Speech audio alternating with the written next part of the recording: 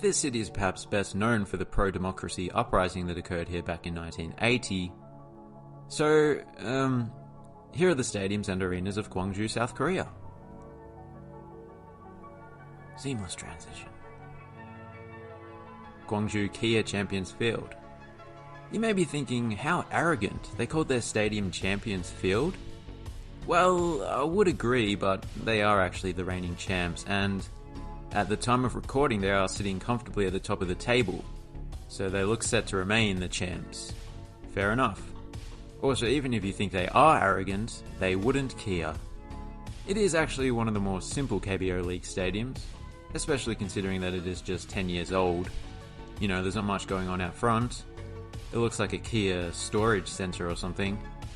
And inside is only slightly more complex. There is little in the way of variety when it comes to the seating, but everything seems to be in good condition, as you would expect, given its age. And I do appreciate the trees lining the concourse beyond the outfield. Also, simple doesn't mean bad, far from it. If that were true, a diet consisting entirely of donuts would be bad for you. And I know a man who eats nothing but donuts, and he is one of the greatest athletes I know.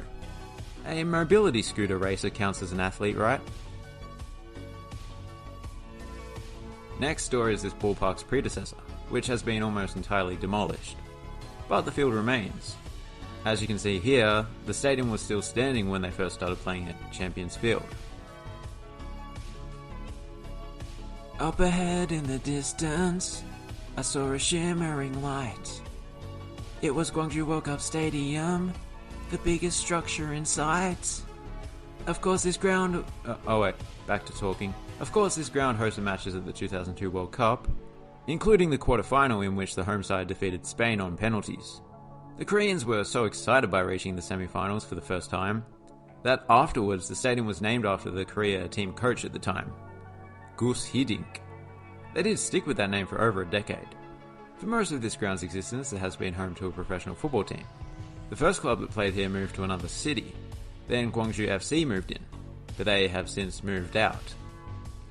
That move was slightly less significant. As for the design, the two arcing roofs are supposed to resemble the twin peaks of the nearby Mudongsan mountain. You can just about see the stadium from up here. I don't believe the mountain is made from stainless steel like the roofs are, so it's not an accurate depiction in that sense. But if it weren't for the stainless steel, then up ahead in the distance we wouldn't have seen a shimmering light. Next door is Gwangju Football Stadium, which is the current home of Gwangju FC. Originally this was an insignificant auxiliary ground, used for training and perhaps some youth games. However, it was renovated and expanded to essentially become an entirely new stadium in 2020. They moved here because A, it's more appropriately sized, B, because it's more appropriately shaped, and C, because the rent is presumably a lot cheaper. They actually had to Airbnb the World Cup Stadium, so they had to pay the service and cleaning fees, and they couldn't arrive at the ground until 3 PM. Had to use that little key safe. Despite its odd history, this is certainly more than just a makeshift stadium. It's proper. Although it is still one of the less impressive K-League 1 stadiums. The club do bounce up and down between the first and second tiers though, so when they're in League 2 this stadium is about on par. Also nearby is Peppa Stadium, which is alternatively known as Yeomju Gymnasium, or that building what they play volleyball in. Whatever name you choose, it's the only venue we've seen so far that doesn't include the name of the city in its title. A lot of the time the local government stipulates that the city's name must be included in the venue's name. I guess as a way of advertising the city. Speaking of names, the full name of the club that plays here is Peppa Savings Bank AI Peppers. I would say it's a name that sounds like it was written by AI, but it would be more accurate to say that it's a name written by capitalism. Anyway, this arena's interior is a lot more impressive than its bland concrete exterior suggests. I'm loving the fiery red and yellow colour scheme, which certainly suits a team called the Peppers. It even extends to the framework up top. I suppose the only thing it's missing is a centre-hung video board, but at least they've got a little screen at each end.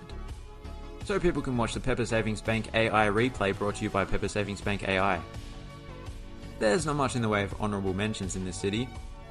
Gwangju Indoor Swimming Pool is a pool, so that's cool. So there you have it. You know what, I think my favourite's got to be Gwangju World Cup Stadium. So shiny. Thanks for watching, have a good one.